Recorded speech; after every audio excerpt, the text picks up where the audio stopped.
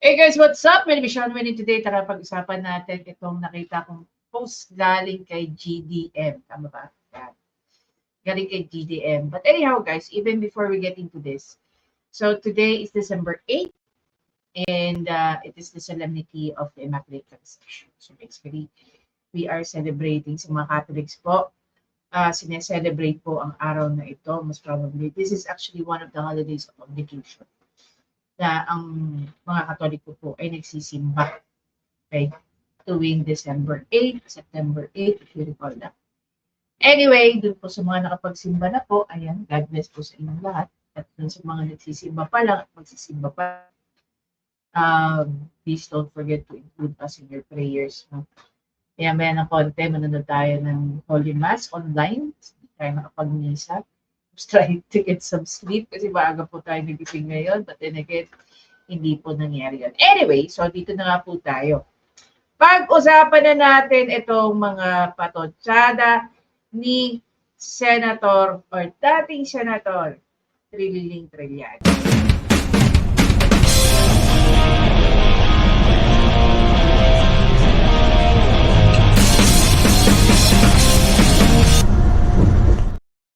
So, ayan na nga, no? Yan. Palaki natin guys para mas ma-appreciate nyo. So, sabi daw dito ni Trillanes, I need to hope that it does. It does. Kasi kung hindi, itong mag-succeed, yung mga dinisplay ni Sara Duterte na all impeachable offenses, grabe na tayo as a democracy. Hindi na kaya ng institution natin to check even kung even such kind of extreme behavior. Kaya tuloy sabi ko, wala pang 2028, pero takot na si Trillanes. Si VP Sara, unang-una sa lahat, we're not even sure kung siya ay tatakbo.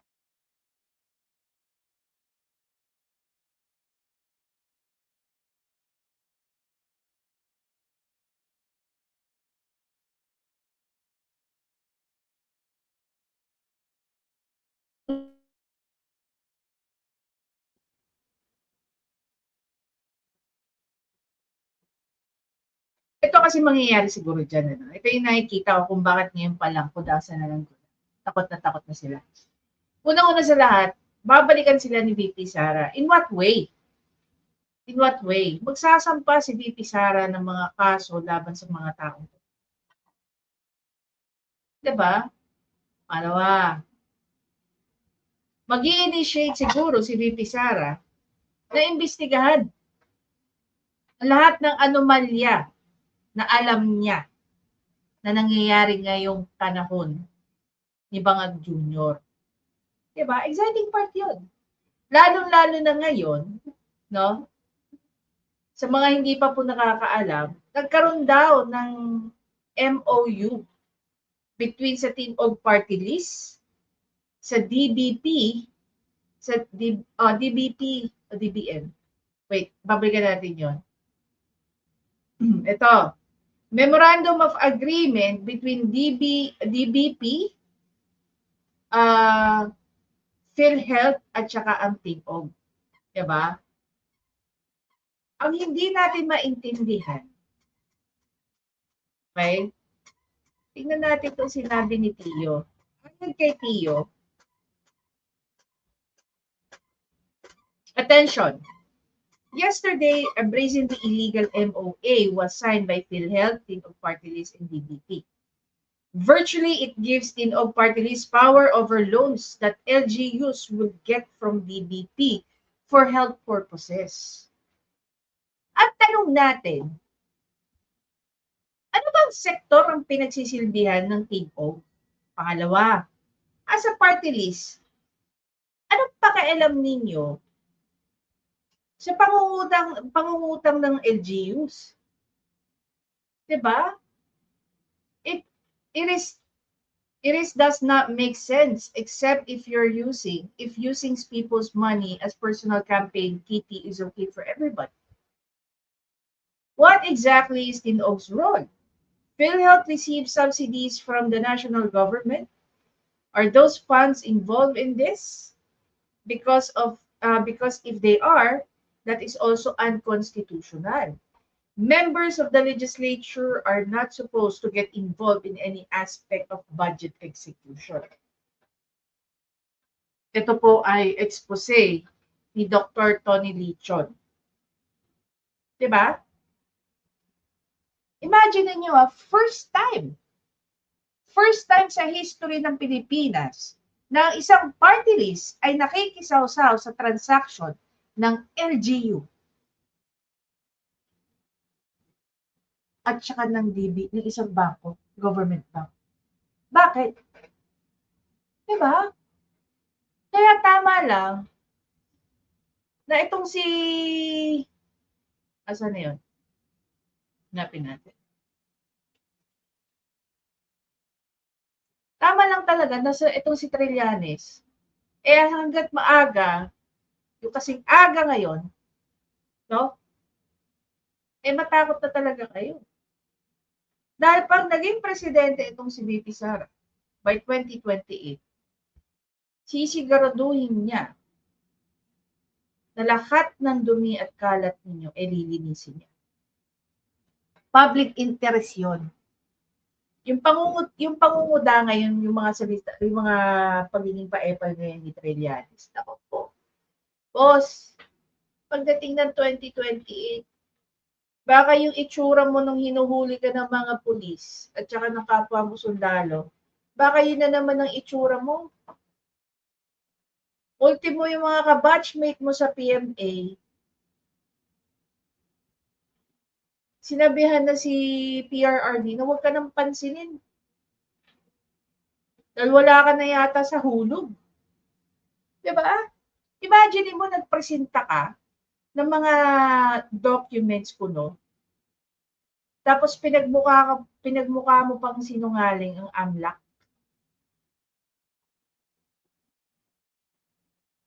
Hindi ka ba nahihiya no? Nandudun ka sa loob ng House of Representatives.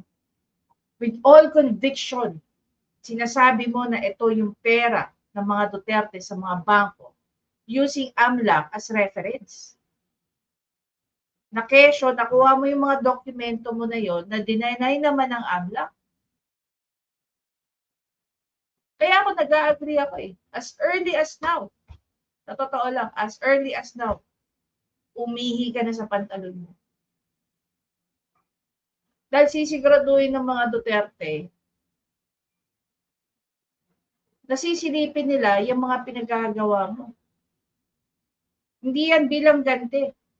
Tama lang na pagka nagkaso, gaya ng ginagawa mo, di ba? Kinakasuhan mo mga Duterte. Abay, maganda ka. Pag ikaw na kinasuhan, maganda ka. Diba? Sa totoo lang, hindi na nga po pinapansin to si Trillanes ng mga Duterte. Pero pilit pa rin nilang, pilit pa rin na nagpapapansin itong si Trillanes. Hindi yan bakit Meron pa ako yung isang post na sinabi niyan Asan na yun? Medyo matagal-tagal na yun Ito. We will win this fight, no? Sabi ni Trillanes. Talagang tinatrabaho niya ma-impeach si VP Sara. Hindi po ito madali. Buti naman, alam mo. Hayok sa kapangyarihan ng kalaban. Sige nga, between you and VP Sara, sino sa inyong dalawa ang hayok sa kapangyarihan? Natalo ka na sa pagkasenador, tumatakbo ka pa rin pagka-mayor ng Caloocan. Oh.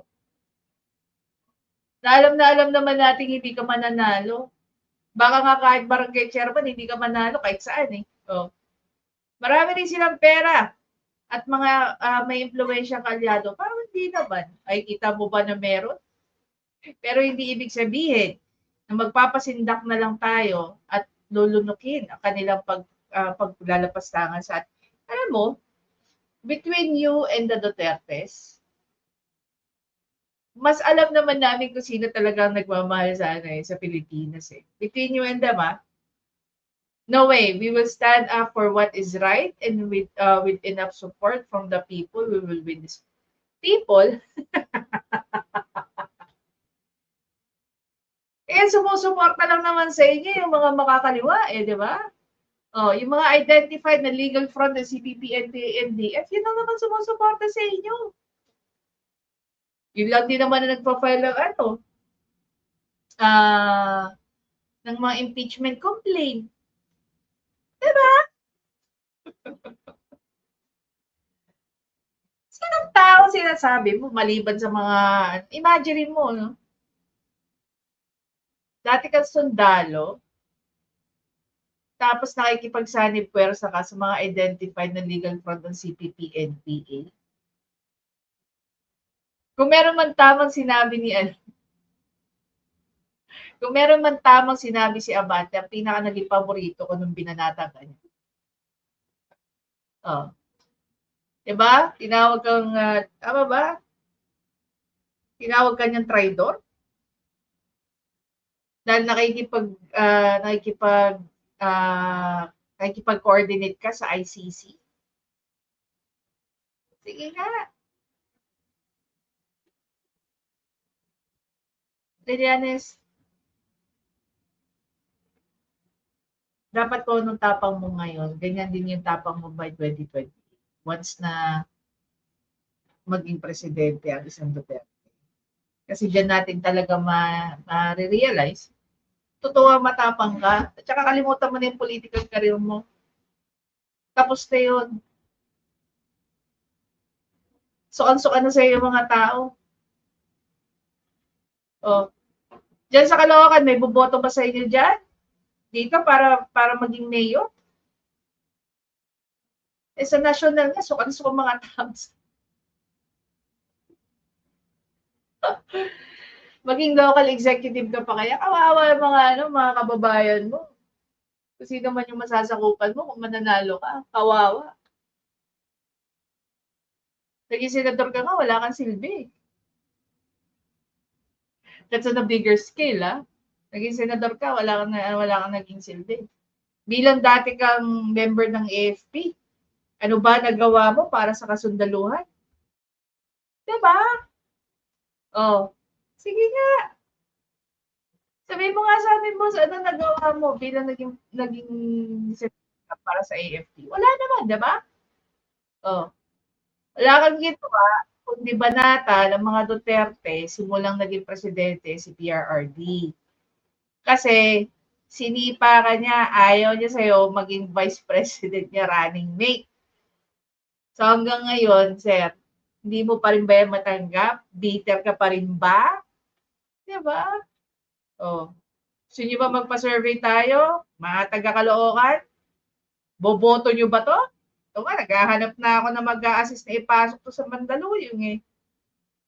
Oh. Dahil yan natingin ng mga kabatchmate niya sa PMA. Sabi ni PRRD sa sa isang press con niya. Pinakausapan si PRRD, wag na lang daw pansin ito si dahil wala na raw sa hulog si Trillanes. Oh, sige nga.